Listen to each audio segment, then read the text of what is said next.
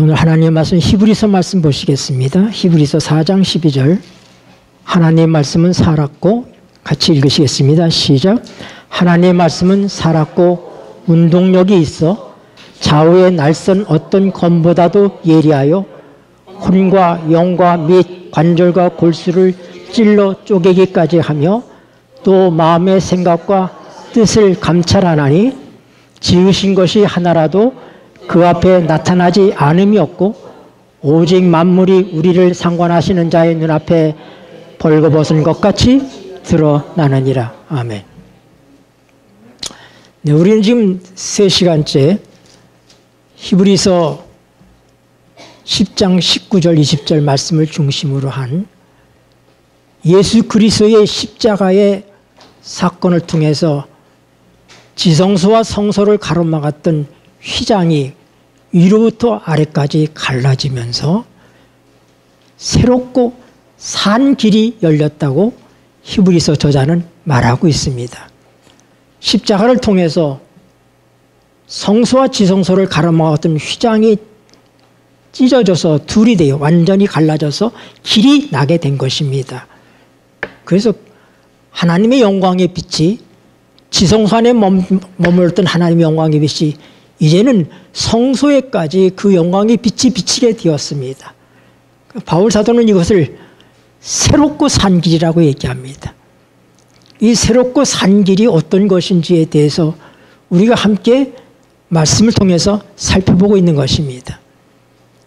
그런데 지난 시간에 말씀드린 것처럼 하나님의 성전, 하나님의 성소는 하나님 자신이 성소이십니다. 네. 에레미야 17장 12절에서 우리 하나님 자신을 여호와가 성소라고 얘기했습니다. 물론 그 여호와는 삼일째 하나님 모두를 포함할 수 있겠지만은 그러나 더 정확하게 얘기하면 찾아보실래요? 에레미야 17장 12절 영화로우신 보좌에 다시 한번 읽으시죠. 시작. 영화로우신 보좌여 원시부터 높이 계시며 우리의 성소이시며 이스라엘의 소망이신 여호와여 무릇 주를 버리는 자는 다 수치를 당할 것이라. 무릇 여호와를 떠나는 자는 흙의 기록이 되오리니 이는 생수의 근원이신 여호와를 버림이니이다. 에레미야 선지자는 영화로우신 보좌여 원시부터 높이 계시며 우리의 성소이시며 이스라엘의 소망이신 여호와여. 네. 왜 여호와가 성소십니까?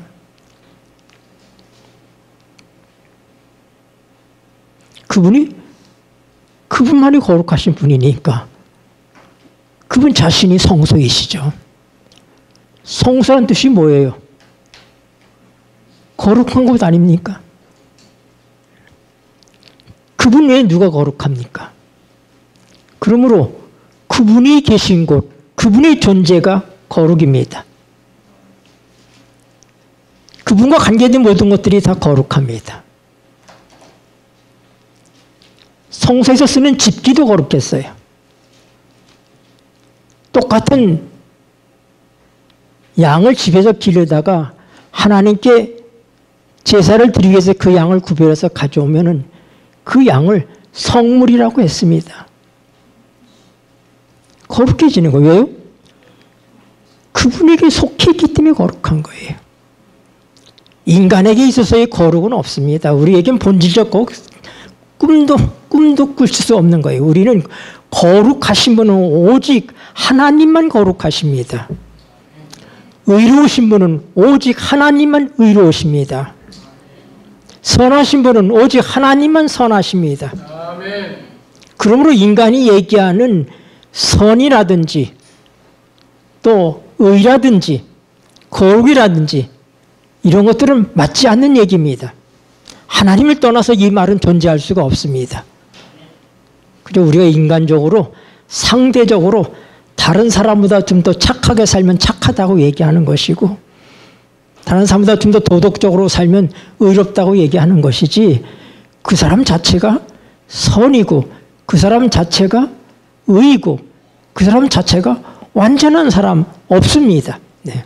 성경은 분명히 모든 사람이 죄를 지었다고 그랬습니다.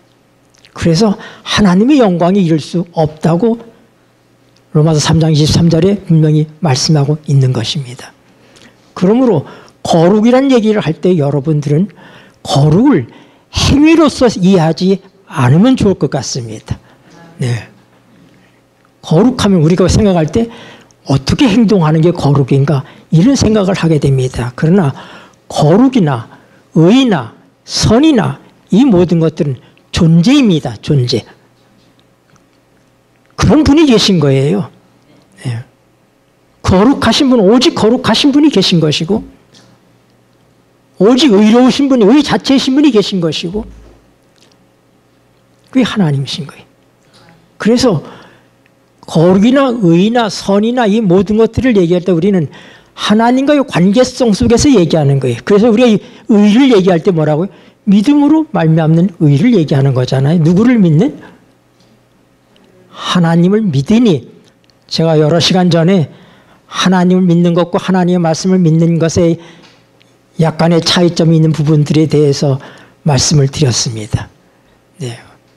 원칙적으로 성령 안에서 하나님의 말씀을 믿는 것이 하나님을 믿는 것이 맞지만은 그러나 하나님의 말씀을 문자적으로 내가 이해하고 내가 생각해서 믿을 때 그것은 엄밀하게 하나님을 믿는 것이라고 말할 수가 없는 것입니다.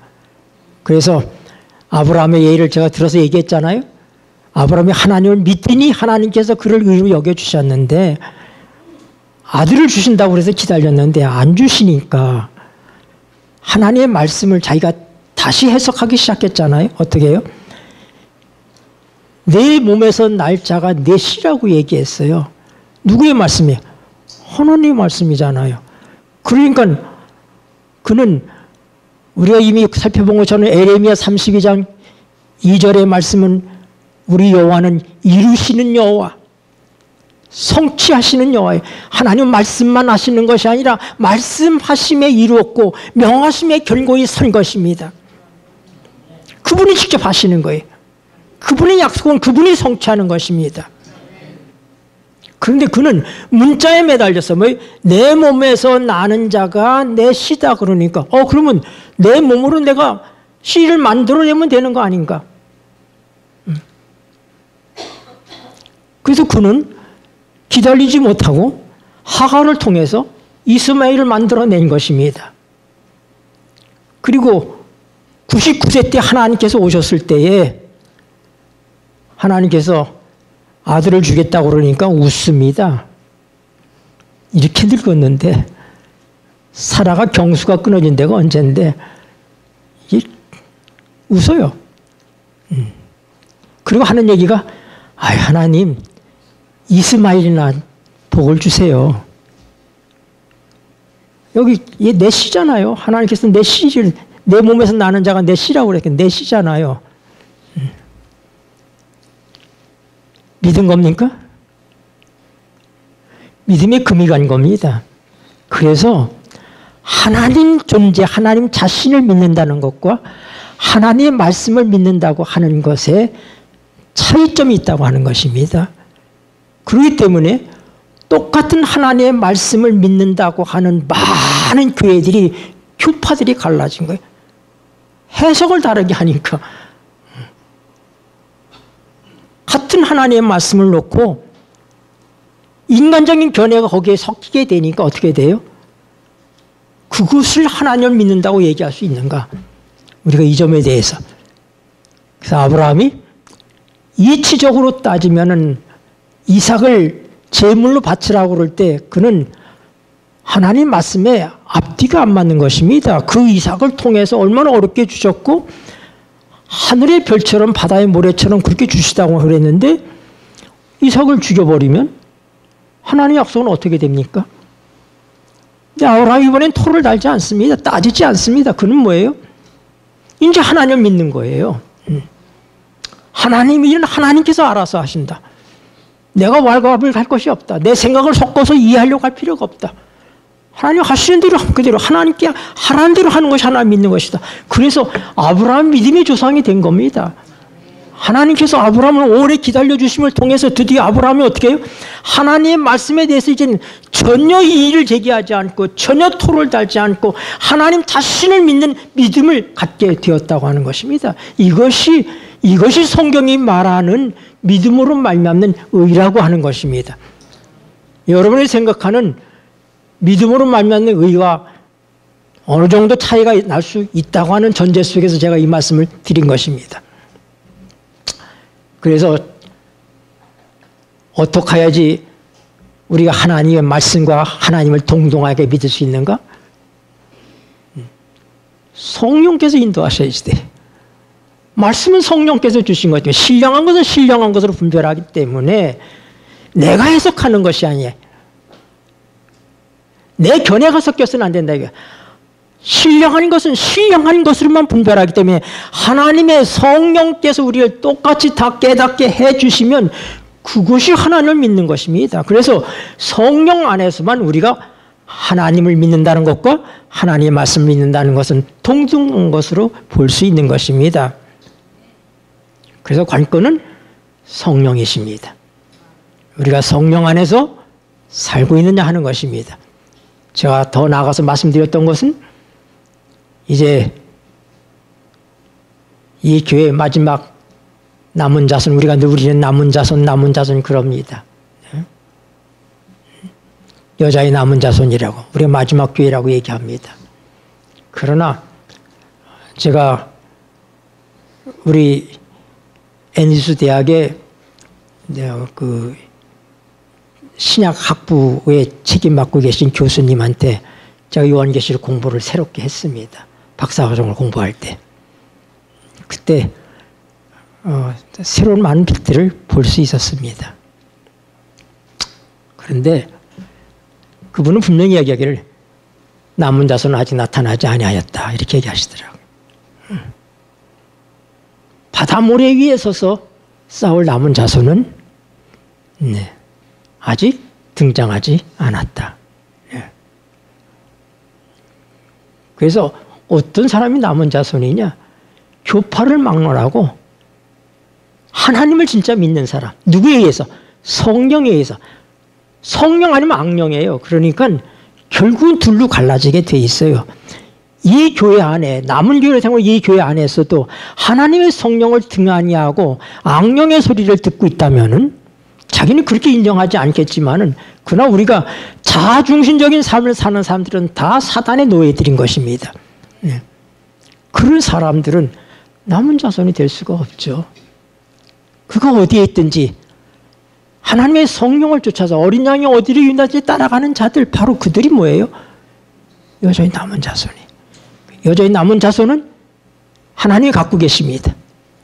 바알에게 무릎 꿇지 않은 7,000명이 있는 것처럼 하나님께서 이 마지막 시대에 하나님께서 여전히 남은 자손을 가지고 계시고 때가 될 때 그들과 사단의 한판의 전쟁이 이루어질 것입니다. 사단은 바다 모래 위에서 그 전쟁을 치르기를 준비하고 있습니다. 시간도 없는데 자꾸 반복을 하니까 죄송하네요. 그러나 여러분, 우리가 이제 하나님이 지성소에 계시던 하나님께서 예수님의 십자가를 통하여서 휘장이 갈라지니까 어떻게 해요? 지성소에 있던 하나님의 영광의 빛이 어디로 나가게 돼? 성소로 비치게 되었습니다. 그 길이 난 거예요. 길이 난 거예요. 그럼 이건 뭘 의미하느냐? 왜 예수님이 성소이시냐? 하나님이 성소이시냐? 성소는 하나님과 사람이 만나는 곳이 성소입니다. 하나님께서 왜 성소를 짓도록 하셨어요? 하나님과 사람이 만나기 위해서 짓도록 하셨어요. 그리고 그 성소에 누가 계신 거예요? 하나님이 계신 거예요. 대속죄일날 대제사장이 가서 하나님을 만납니다. 인간을 대표해서. 그런데 여러분, 예수님은 어떤 분이십니까? 100% 하나님이십니다. 완전한 하나님이십니다. 근데 예수님이 또 어떤 분이에요? 그럼 100% 인간입니다. 그분 자신이 성소예요. 그분에서 인간과 하나님이 하나가 되어 있다 이 말입니다. 그렇기 때문에 어떻게 해요? 원시부터 계신 진정한 성소는 누구시다? 예수 그리스도시다.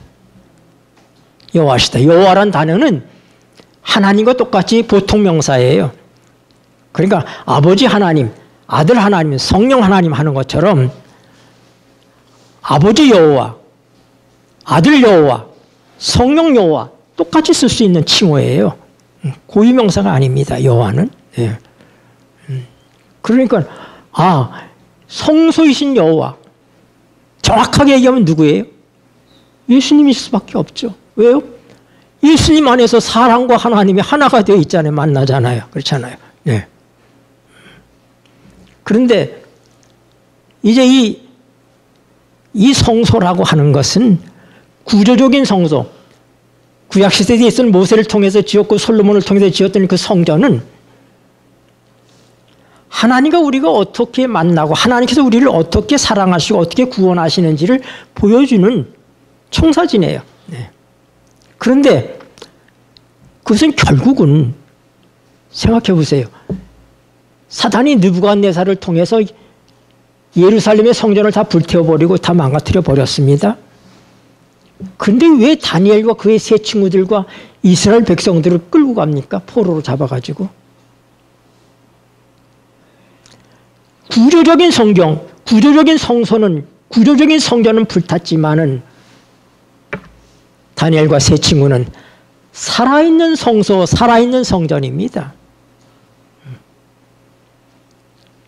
그 어렵고 타락한 시절에 진정으로 하나님을 주인으로 모시고 살아가는 그 사람들은 살아있는 성전, 살아있는 성소인 거예요. 그러니까 하나님께서 성소를 통해서 뭘 설명하고 계시냐면 우리 자신을 설명해 주고 계신 거예요. 구조적인 성소에서 늘 하나님과 우리가 만나는 것이 아니라 그것이 뭐예요? 결국은 십자가 사건 이후에 천국이 가까웠다. 제가 다 연결되는 말씀들이 천국이 가까웠다 하고 얘기하는 것은 침례 요한도 천국이 가까웠다고 얘기하고 예수님도 천국이 가까웠다고 그렇게 전파하셨어요. 침례 요한은 예수님이 오시는 것을 천국이 가까웠다 이렇게 전파한 것처럼 보이지만 그럼 왜 예수님은 천국이 가까웠다 회개하라고 얘기합니까? 그 천국은 성령님과 관련이 있는 거예요. 네. 천국은 사단이 없는 것이 천국이에요. 하나님의 온전한 통치가 이루어지는 것이 천국이에요. 근데 성령이 오시면 사단은 도망간다 이 말입니다. 성령이. 그래서 귀신의 왕 바알세불을 입어서 눈멀고 귀먹은 자를 고쳐주니까 하나님 성령 힘입어서 눈멀고 귀먹은 자를 고쳐주니까 바리새인들이 뭐라고요? 귀신의 왕 바알세불을 통해서 고쳤다고 그렇게 모함을 하잖아요. 근데 예수님께서 이 말 저 말씀 하신 가운데 뭐라고 하냐면 내가 성령을 힘입어서 귀신을 쫓아낸 것이면 너에게 하나님의 나라가 이미 임하였느니라 하고 얘기하는 거예요. 성령이 계신 곳에 하나님 나라가 임합니다. 그렇기 때문에 성령이 오실 수 있는 근거가 십자가예요. 하나님과 예수님과 성령님 사이에 의논이 있으셨을 거예요. 그래서 뭐라고요? 예수님은 성령을 보내시는 것을 아버지의 약속하신 것이라고 얘기하는 거예요.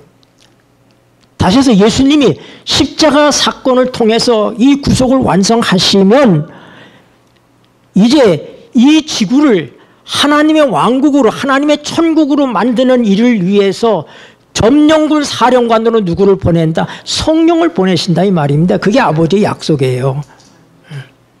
그래서 아버지의 약속하신 것을 기다리라 기다리라 계속 얘기하잖아요. 성령을 보내는 사람은 예수님이 보내지만은 그 약속은 하나님께서 하신 것입니다. 세 분 가운데 의논이 있었습니다. 우리가 짐작할 수 있는 것은 바로 뭐냐면 예수님은 인성을 쓰신 다음에 사람이 되신 다음에 그리고 영원히 그의 신성을 그 인성 속에 감추셨습니다. 우리가 하늘에 가서 예수님을 인자이신 예수님을 만나보게 될 것입니다.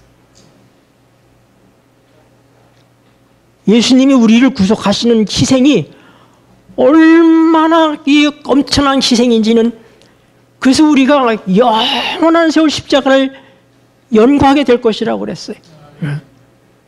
영원히 사람이 되셨어요. 예수님이 이 땅에 계셨을 때 수많은 기적을 행하셨지만 그는 우리가 똑같은 인간이었으면 자기 힘으로 하지 않았습니다. 성령으로 하셨습니다. 그리고 그 성령의 능력도 성령 자신의 능력이 아니라 아버지가 주신 능력으로 했어요. 오로지 이 구속사업의 역사는 아버지의 권한으로 하십니다. 아버지께서 아들을 보내시고 아들에게 생명을 주시고, 예수님이 생명 자체이신데 왜 생명이 아들에게 줄 필요가 있어요? 그가 인간이 되었기 때문에 생명을 주신 거예요. 그리고 하나님의 모든 능력을 아들에게 주셨기 때문에 아버지의 것은 다 내 것이라고 예수님께서 말씀하시는 거예요.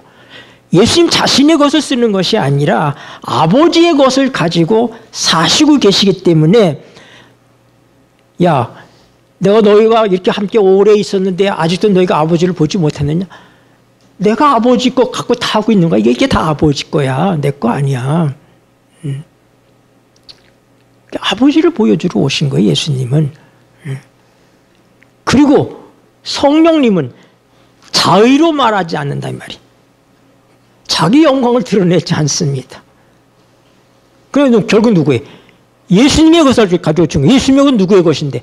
아버지의 것이잖아요. 그러니까 이 구속사업에 실현되는 이 모든 능력, 이 모든 힘, 이 모든 것들은 누구로부터 공급된다? 아버지로부터 공급된다. 이게 하나님의 주권이에요. 네.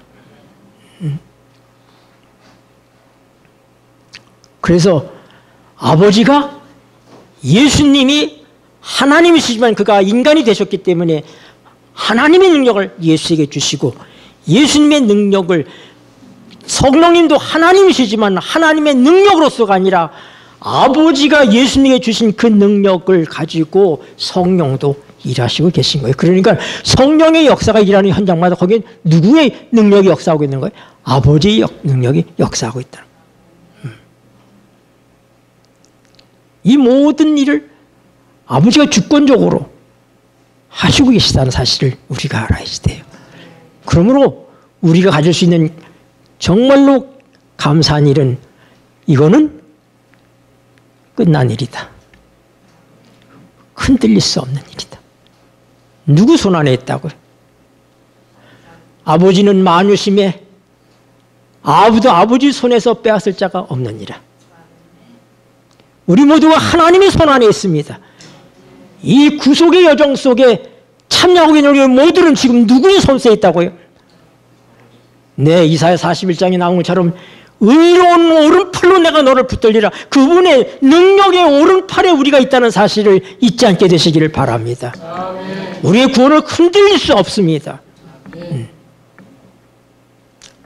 그래서 여러분, 성전이 뜰과 성소와 지성소로 나눠 있는 것처럼 우리 몸의 구조가 몸과 혼과 영으로 되어 있다 이 말입니다. 이것은 같은 거란 이 말입니다. 보여주는 거예요. 그러니까.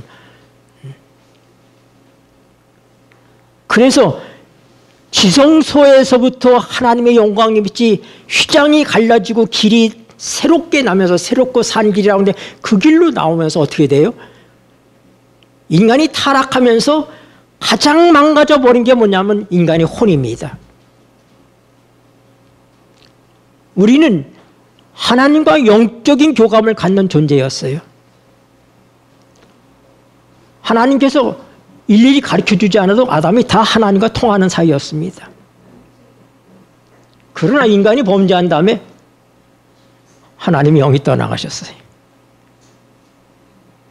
인간의 영이 마비됐습니다. 죽어버렸다 이 말입니다. 그러다 보니까 뭐예요? 혼이라고 하는 것은 우리 자아를 얘기하는 거예요. 우리 자아. 내 자아. 내 자아가 주인 노릇을 하게 된 거예요. 하나님처럼 되어버렸다 이 말입니다. 그리고 이 혼 속에 들어있는 게 뭐냐, 이 자아라는 게 뭐냐면은 성경은 원문으로 혼이라고 하는 것을 가장 많이 번역한 말이 뭐냐면 사람이라고 번역한 거예요. 사람. 혼을 사람이라고 번역했어요. 야곱의 집 사람이 70혼이 애굽으로 내려갔다. 그렇게 기록되어 있어요. 70명이 내려갔잖아요. 70혼이 내려갔다. 그렇게 원문에 그렇게 기록되어 있단 말입니다. 그 다음에 이 혼이라고 하는 말이 뭐냐면은 우리의 의지를 얘기할 때요. 원문으로 보면 혼이에요. 우리의 감정을 얘기할 때도 혼이에요. 혼을 감정으로 또 하고 있어요. 우리의 어떤 지적인 능력, 무엇을 우리가 알고 할 때, 여러분, 예수님께서 지붕을 달아서 중풍병자를 친구들이 예수님께 데려왔잖아요. 예수님이 사람들이 둘러싸여 있으니까 중풍병자 환자를 친구들이 들것에 들고 왔는데 들어갈 수가 없으니까 어떻게 했어요? 지붕을 뚫고 내렸잖아요. 내릴 때 예수님께서 그들의 믿음을 보시고, 그러니까 환자의 믿음만 본 게 아니에요. 그를 데리고 간 친구들의 믿음을 보셨어요. 내 죄가 사함을 얻었느니라 하고 얘기하니까 사람들이 수근거리잖아요. 속으로 얘기해. 하나님 한 분에 누가 죄를 용서하냐? 근데 그때 마가복음에 보면은 예수님이 중심에 아시고 그들이 속으로 웅얼거리는 얘기를 우리 주님이 중심으로 아셨다고 그랬어요. 그게 뭐냐? 그게 영이에요, 영.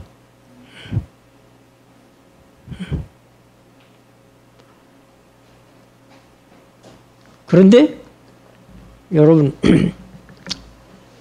예수님께서 십자가에 달려 돌아가실 때 예수님이 뭘 버리셨냐? 이사야 53장 보십시다. 마지막 절이 53장 마지막 절입니다. 이러므로 내가 읽겠습니다. 시작. 이러므로 내가 그로 존귀한 자와 함께 분깃을 얻게 하며 강한 자와 함께 탈취한 것을 나누게 하리니 이는 그가 자기의 영혼을 버려 사망에 이르게 하며 범죄자 중 하나로 헤아림을 입었음이라. 그러나 실상은 그가 많은 사람의 죄를 지며 범죄자를 위하여 기도하였느니라 하시니라. 네. 예수님께서는 십자가에 달려 돌아가실 때 혼을 버리셨다고 그랬어요. 혼을 버리셨어요. 그러나 예수님께서 자기의 영은 어떻게 하냐? 아버지여, 내 영혼을 아버지께 의탁하나이다. 그 영혼 아닙니다. 영입니다. 원문에 보면. 혼은 버리고 영은 아버지께 의탁했습니다. 뜬금없이 내가 왜 이 말을 하느냐? 하나님께서 우리의 혼을 어떻게 취급하시는지를 우리가 알아야 되기 때문에 그런 거예요. 만물 가운데 가장 부패한 게 인간의 마음이라고 그랬습니다. 이게 혼이에요, 혼. 네. 혼은 타락할 대로 타락해 있습니다. 하나님께서는 인간을 영과 혼과 몸으로 창조하셨어요. 그러나 그것은 분리될 수는 없습니다. 영은 영으로 존재하고 혼은 혼으로 존재하고 몸은 몸으로 존재하는 게 아니지만 그것은 각각 존재하고 있지만은 그 전체가 하나로서 전인을 이루고 살아간다 이 말입니다. 그러나 우리 속에는 분명히 영과 혼과 몸이 있어요. 그 데살로니가서 5장 23절에 우리 주 예수 그리스도 강림하실 때 너희 온 영과 혼과 몸이 온전히 거룩하게 보존되기를 원하노라. 화이픈이 그래도 영과 혼과 몸에 대해서 많이 말씀하고 있어요. 근데 옛날에는 그걸 다 다르게 번역을 해놔가지고 헤맸어요. 뭐 마음이라든지 혼을 갖다가 마음이라든지 성품이라든지 이런 식으로다가 번역을 해놓으면 의미가 안 통하죠. 그래서 있는 그대로 번역을 해줘야 우리가 안 돼. 그렇기 때문에 우리 교인들이 성경에 분명히 영과 혼과 몸에 대해서 얘기하고 있는데 영과 혼과 몸에 대해서 명확하게 구분을 못해요. 뭘 의미하는 건지 몰라요. 그래서 우리가 지금 짧은 시간을 이용해서 그동안 우리가 쭉 이걸 공부해 왔지만은 히브리서 10장 19절 20절 말씀을 중심으로 공부하는 이때 다시 한번 슬쩍 여러분들에게 정리를 해드리고 가고 있는 거예요, 사실은. 네. 그래서 우리의 성전 뜰이 뭐와 같다? 몸과 같다. 그래서 맨 바깥에 있잖아요. 사람들이 볼 수 있고 만질 수 있는 게 우리 몸이잖아요. 그 다음에 성소라고 하는 것은 우리의 혼과 같다. 혼이라고 하는 것은 자아입니다. 자아. 우리의 자아예요. 우리의 인격이 머물고 있는 것. 그 이 인격이라고 하는 것은 언제나 지정의를 얘기하는 거예요. 우리가 지식을 습득하는 능력, 우리의 감정, 우리의 의지, 이 세 가지가 온전할 때 그 사람은 온전하다고 보는 거예요. 이 세 가지 중에 한 가지라도 문제가 있으면은 투표권 안 줍니다. 몸은 멀쩡하지만은. 그래서 사람이 정상적인 인격적인 존재냐, 그것은 지정의에 문제가 없느냐 하는 것으로 판단하는 거예요. 그런데 그 지정의가 다 뭐라고요? 혼이라고 하는 것입니다. 혼에. 그래서 성소를 성소하고 불러요. 지성소 이렇게 부르지 않고 뜰 부르지 않고 성소 대표로 부르잖아요. 그런 것처럼 사람은 영, 혼, 몸이 있지만은 사람하고 부르는 게 사람이 혼이에요. 혼. 그리고 가장 깊숙한 곳 영에 하나님이 계셔요. 그리고 인간이 그 영을 통해서 하나님을 만나는 거예요. 그래서 고린도서 6장 17절에 보니까 그리스도 합하는 자는 한 영이니라 그랬단 말이에요. 그러니까 예수님과 우리가 만나는 건 영으로 만나는 거예요. 육체로서 만나는 게 아니에요. 성경에 우리가 보면 육체라는 말, 육신이라는 말이 참 많이 나옵니다. 근데 그것은 타락한 인간을 얘기하는 게, 타락한 인간은 하나님의 성령이 교통하던 영은 마비되어 버리니까 뭐만 활성화돼요? 인간의 혼이 활성화돼서 이 혼이 사람의 몸을 노예로 만들어가지고 마음대로다가 하는데, 실상은 누가 우리의 혼을 주장한다? 사단이 주장하는. 그래서 그것을 뭐라고요? 죄의 몸이라고 얘기하는 거예요. 그래서 죄의 몸이라고. 하나님의 성령이 떠나간 인간은 우리 스스로 산다고 하지만 스스로 사는 것이 아니라 뭐예요? 결국 사단의 먹이가 되었다고 하는 것입니다. 그러므로 하나님의 구원은 우리를 영과 혼과 몸의 구원을, 전인적 구원을 얘기하고 있다 이 말이에요. 단순히 구원이라는 의미가 아니라 하나님의 성령을 통해서 우리를 거듭나게 하시잖아요. 죽어있던 영을 살려내시잖아요. 물과 성령으로 거듭나야 된다고 얘기하셨잖아요. 그래서 어떻게 돼? 하나님과의 교통이 이루어지기 시작했단 말입니다. 영은 영으로 통하니까. 주파수가 맞아야지 핸드폰이 터지죠. 하나님과 맞는 주파수가 우리에게 없었어요. 없었는데 어떻게 돼? 우리가 말씀과 기도를 통해서 어떻게 돼? 우리의 영이 부활한다 이 말입니다. 영이 부활하니까 어떻게 돼?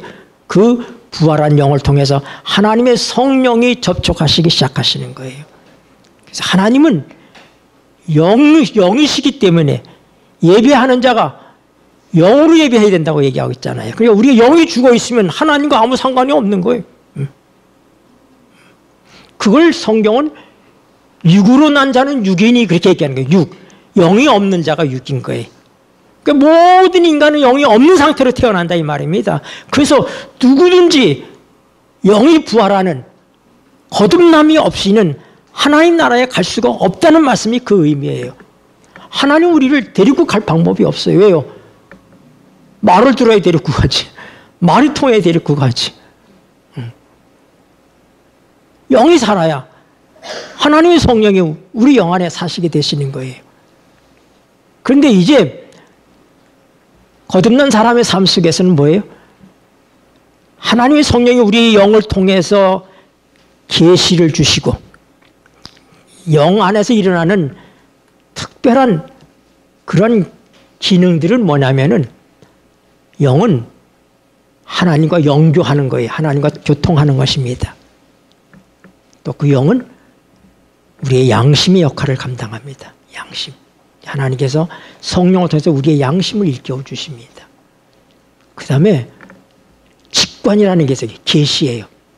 하나님께서 누가 가르쳐주지 않는데도 하나님 직접 우리에게 어떤 것들을 깨닫게 하고 알게 하시는 직관적인 그런 기능을 이 영 안에서 허락해 주셨다 이 말입니다.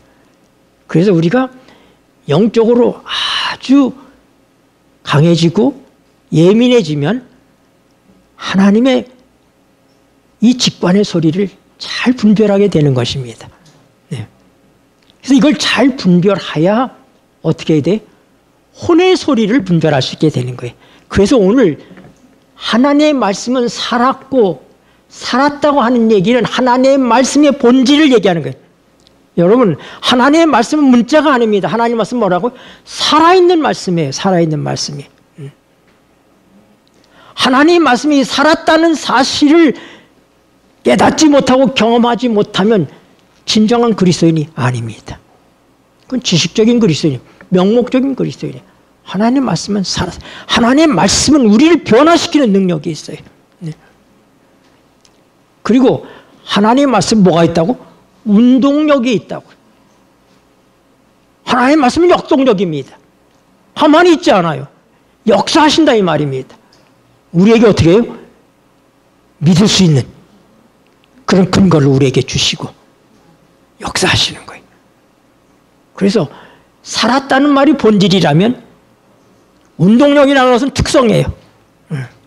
하나님의 말씀은 살았고 운동력이 있다.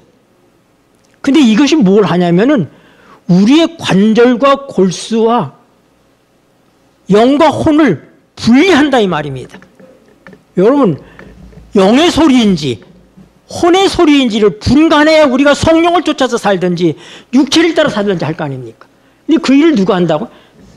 하나님의 말씀이 그렇게 한다 이 말입니다. 네.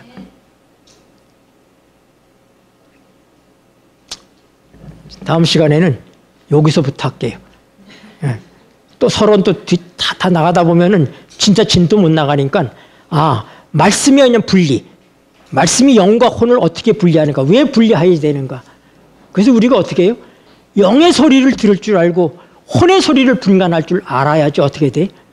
그래야 하나님의 영광의 빛이 우리의 혼을 뚫고 나가서 이 혼은 온전히 없어져야 되는 거예요. 죽어야 되니까 하나님 안에 감춰져야지 돼. 하나님의 성령을 통해서 영의 소리를 들어서 혼은 그것을 이해하고 따라가야지 된다 이 말입니다. 자기 목소리를 내면 안 되는 거예요. 우리 자아는 자기 생명으로 살면 돼. 누구든지 자기를 사랑하는 자는 내 제자가 되지 못한다고 그랬잖아요. 자기 목숨을 사랑하면 그거 다 혼이에요. 내 목숨을 사랑하면 내가 죽는다고 하니 그 말씀이 뭐냐면 자기 십자가로 나를 쫓을 것이니라. 자기 생명을 사랑하는 자는 죽을 것이요. 자기 목숨을 버리는 자가 살 것이라고 하죠. 그거 다 혼이에요. 혼. 그럼 이 혼을 죽게 한다고 하는 것. 근데 그 혼이 죽어 없어지는 것이 아니라 하나님의 손에 잡힌다 이 말입니다. 그 혼이 하나님의 손에 잡혀야 돼. 하나님의 손을 떠났던 혼이기 때문에 하나님의 성령을 통해서 하나님의 손에 잡히면은 어떻게 돼요? 원래 상태대로 하나님의 성령에 의해서 우리의 영을 통하여 그 혼을 다스리게 되고 혼이 어떻게 돼? 그의 이성과 그의 마음과 그의 의지와 이걸 통해서 어떻게 돼? 그걸 받아들여서 자기의 몸을 다스리게 될 때 전인적인 구원이 이루어지는 거예요. 이것을 우리가 이제 자세하게 좀 더 풀어서 함께 공부해 보겠다 이것입니다. 기도하시겠습니다. 고마우신 하늘아버지, 우리를 구원하시는 이 놀라운 구속의 과학을 인하여 감사를 드립니다.